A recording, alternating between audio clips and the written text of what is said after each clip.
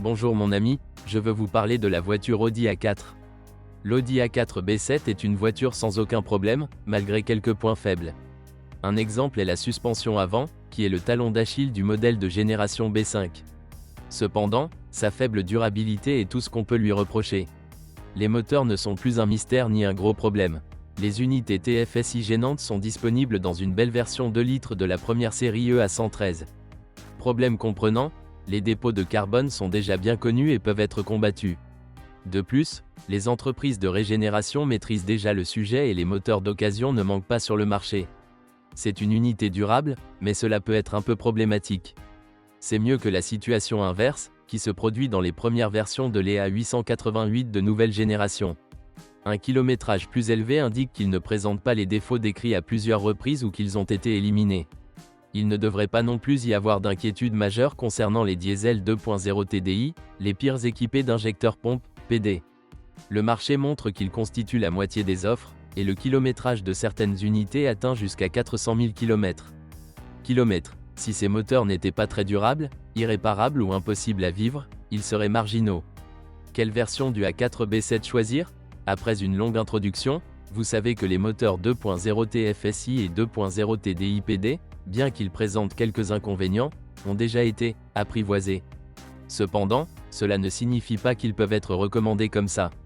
Dans le cas d'un moteur essence, sachez que le moteur nécessitera une inspection après l'achat s'il veut durer plus longtemps. Vous devrez peut-être le nettoyer des dépôts de carbone, vérifier tous les capteurs ou, dans le pire des cas, remplacer les injecteurs. À mon avis, une bonne révision du moteur ainsi qu'un kit de démarrage standard devrait être fourni, à moins que l'ancien propriétaire n'ait documenté ou assuré que tout est en parfait état. Le 2.0 TFSI en bon état est le juste milieu entre les versions 4 cylindres plus faibles et la version V6 puissante mais gourmande en carburant. Le meilleur choix se situe dans les versions 200 et 220 chevaux. Les unités de type plus ancien sont moins exigeantes. Le 1.8 T essence n'est peut-être pas idéal, mais c'est un moteur très apprécié, endurant, bien plus simple et moins sensible que le TFSI. Malheureusement, il est aussi beaucoup plus faible. Cependant, ce n'est pas une question de puissance, mais de couple. Il développe 225 Nm contre 280 Nm du bloc TFSI le plus faible proposé. De plus, la courbe de couple de la variante 2 litres est meilleure, ce qui se traduit par une conduite raisonnable, permettant des résultats de consommation de carburant plus faibles avec une meilleure dynamique.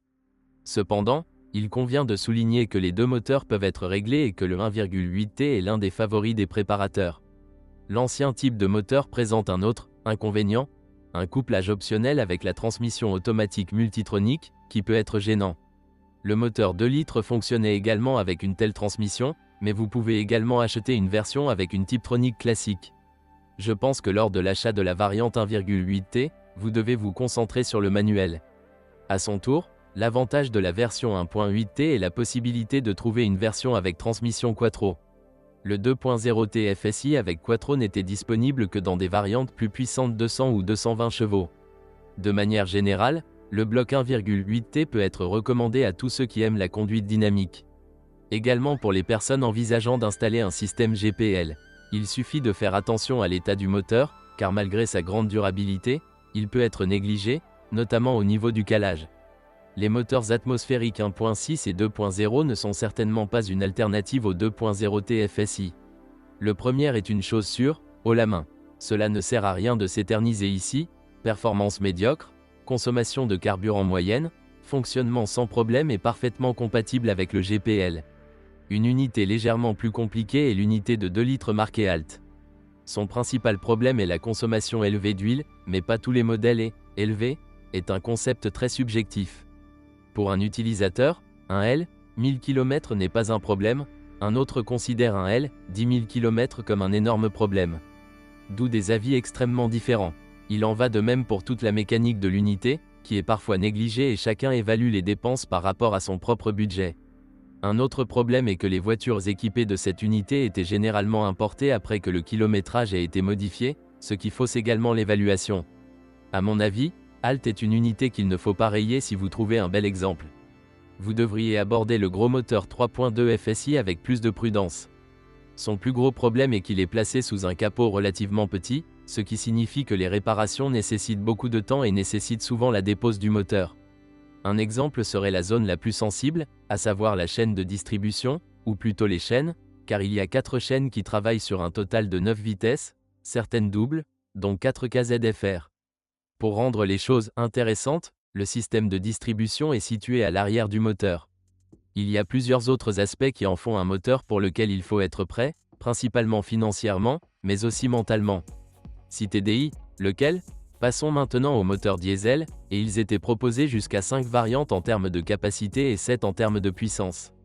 L'ancien 1.9 TDI n'est pas une alternative au 2.0 TDI. Ses performances sont bien pires, seulement 115 chevaux. Cependant, c'est un bon bourreau de travail pour les kilométrages élevés, à condition qu'il soit correctement entretenu, principalement l'huile et la distribution. Il existe des cas de rupture de la courroie de distribution ou de l'entraînement des accessoires, pouvant entraîner la destruction de l'ensemble. Ces courroies doivent être remplacées au moins tous les 90 000 km. À part ça, difficile d'avoir plus de réserve. Verser la bonne huile garantit la longévité, et si des réparations sont nécessaires, elles sont bon marché en raison de la simplicité de la conception et du vaste choix de pièces. Si la voiture doit être utilisée pour se rendre au travail ou se déplacer à la maison, la version diesel 1.9 TDI sera le meilleur choix. Une alternative au 2 litres est le moteur 2,5 TDI, il a des performances similaires. Cependant, il s'agit d'un gros moteur qui nécessite plus de travail en cas de panne. Si vous décidez d'acheter un 2.5 TDI, il est préférable de choisir la variante BCZ caractérisée par l'association avec la transmission multitronique. Cependant, si vous avez peur de ce moteur automatique, le moteur 2.7 TDI sera un meilleur choix. Ce moteur était proposé à partir de 2006 et uniquement avec une traction avant. Cependant, la plus grande préoccupation du propriétaire devrait être la courroie de distribution composée de 4 chaînes, très coûteuse à remplacer, bien que relativement durable, jusqu'à 300 000 km. Chaque signe d'usure doit vous donner matière à réflexion lors de l'achat d'une voiture, car les dépenses se chiffrent déjà par milliers. Il en va exactement de même pour l'unité 3.0 TDI avec un pignon de distribution encore plus chargé. Alors que les moteurs diesel V6, notamment les 2.7 et 3.0, sont phénoménaux en conduite, il s'avère finalement que le 2.0 TDI est le juste milieu. La variante de 170 chevaux a une puissance et des performances similaires à celles de la version 2.5, 2.7 TDI, mais est beaucoup moins chère en réparation et, si elle est bien entretenue, n'est pas moins durable, comme le montre la pratique.